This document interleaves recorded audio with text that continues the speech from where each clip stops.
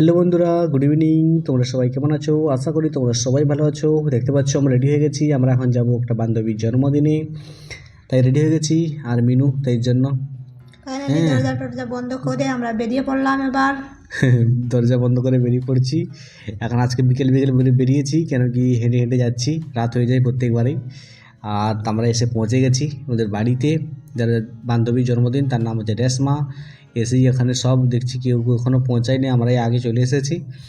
আর এখানে এই যে সব বার্থডের জন্য সব রেডি করছে, আমিও বসে বসে বেলুনগুলোকে বাঁধছি, হ্যাঁ, বেঁধে বেঁধে সাজাবো বলে। এদিকে রয়েছে আমাদের জিব্রু ভাই, রেশমা এই আর হচ্ছে সুরেশ ভাই রয়েছে, সাজিয়ে নিয়েছে।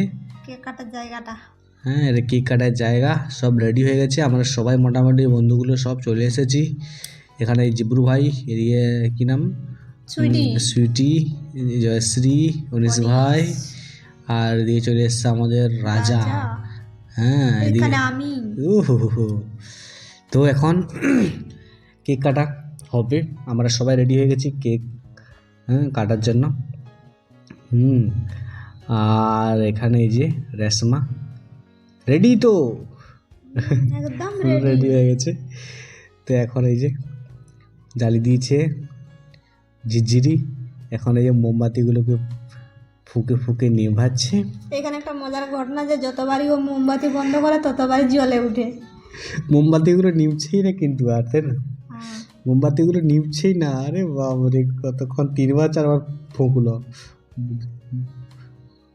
যতবারই ফু দেয় ততবারই ওটা জ্বলে উঠে। মোমবাতিগুলো নিভছেই না কিন্তু। যাই হোক, আর এদিকে বিক্রম ভাই, আরে বাবরে, গান চালিয়ে দিয়েছে, আর সবগুলো রেশমার মাথায় এসে পড়ছে। একটা বারুদ পড়ে গেছিল, চুলে লেগে গেছিল, তাই ও পালাচ্ছে ওখান থেকে।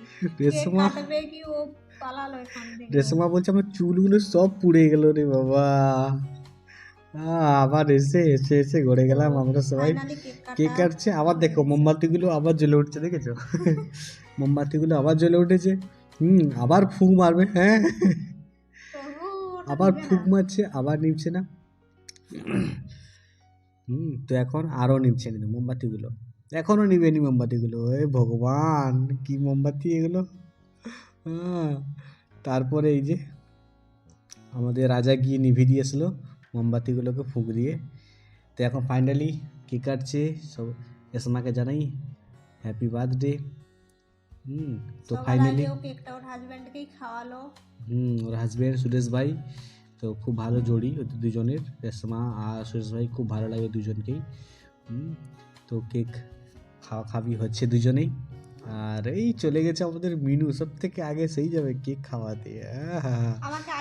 গালে গালে গালে কেক লাগিয়ে দিল একটু। বাহ, হ্যাঁ, দেখেছো কেকটা হাতে ধরে আছে ফটো তোলার জন্যই, ভগবান। তো কেক খাওয়া হয়ে গেছে মিনুর, এখন একে একে করে যাচ্ছে। এই যে দেখো সবাই আমাদের পাণ্ডবগুলো সব এসেছে, জন্মদিন মানেই শুধু ফটো ফটো। আরে বাবা, দেখে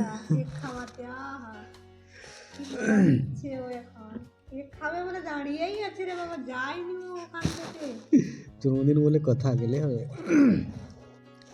তো এই যে এখন কেক আমি নিয়েছি, এখন কেক খাচ্ছি এখন। প্রচুর প্রচুর মজা হলো, কিন্তু দারুণ এনজয়মেন্ট হলো, মজা হলো, তাই না? আমি যে আর খাবো না, আর গালেও লাগাতে হবে। বার্থডে মানে কেক মাখানো, কি ডান্স করছে। এখন কে কে আসছে, যে গিফট দেওয়ার পালা, যারা গিফট নিয়ে এসেছে, তো সবাই এখন গিফট দিচ্ছে। এই যে আমাদের রেশমাকে দিচ্ছে, এটা জয়শ্রী দিল, সুইটি দিয়েছে, এটা বিক্রম ভাই, আমাদের বিক্রম ভাইও গিফট দিচ্ছে, উনিশ ভাই। আমরা সব একই জায়গাতেই জব করি, সেই জন্য আমাদের সবাইকেই ডেকেছে।